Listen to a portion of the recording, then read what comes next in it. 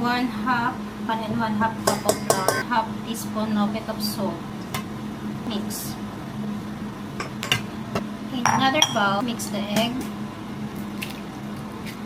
1/2 cup of honey.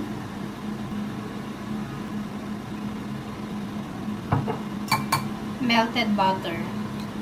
1/2 cup of milk.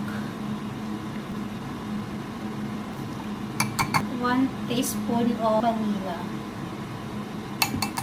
Squeeze of lemon. Mix. Bango. Crumble toppings. 3 tablespoons of brown sugar of honey. A pinch of salt. 1/4 of flour. Butter. Let's cut a little butter. Bata. Siguro ganyang kalaki. Ganyan.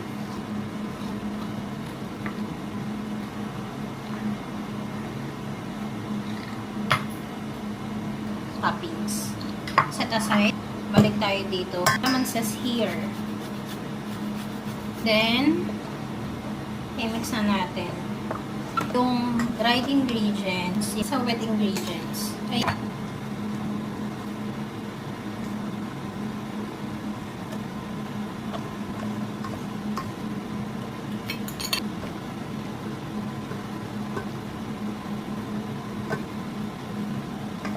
blueberry, but this is frozen blueberry here. Oh, sama yung this is mix. So, good luck. Ayan. Ganyan na yung kalalabasan niya. Nag-mix na yung kulay. Lumabas na din yung pagka-purple ng blueberry. Ngayon, isasalin na natin. Dahil nagmamadali ako, tatanggalin na natin ito kasi ayoko nang palitan natin ng maliit over.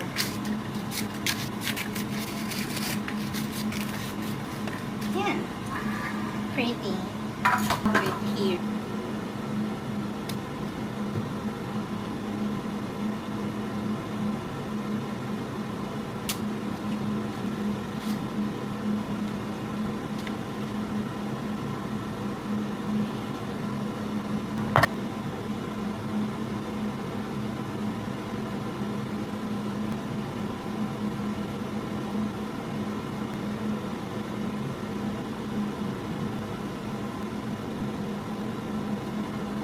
First time blueberry berry muffin.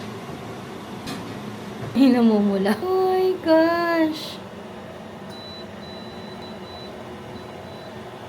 Wow! This is my berry muffins.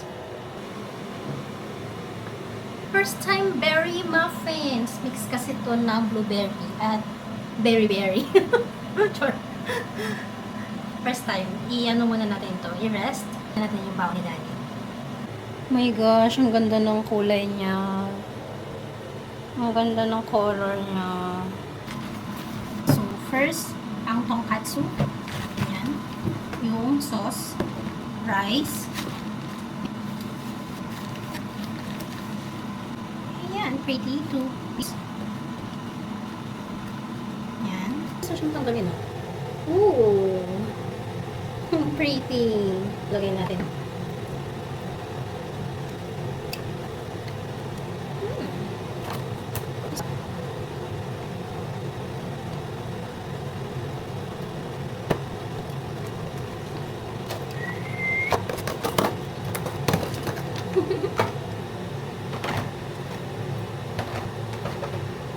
Meron ako sa bahay. Late ka na. Saya mo. Ito na baon mo po.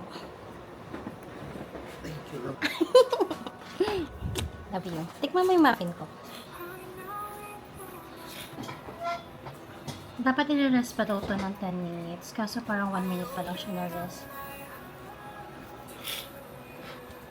Parang red job.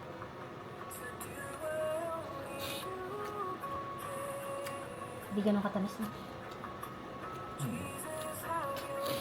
Pwede. Honey kasi ang nilagay ko. Sarap. Prank. Ang galing mo. Ang kusinera na gising ng alas 2, nagsimula ng alas 4, natapos ng alas 7. The very muffins. Tapos na ang pagiging kusinera. Magiging basurera naman. Kasi darating na yung basura. Madaling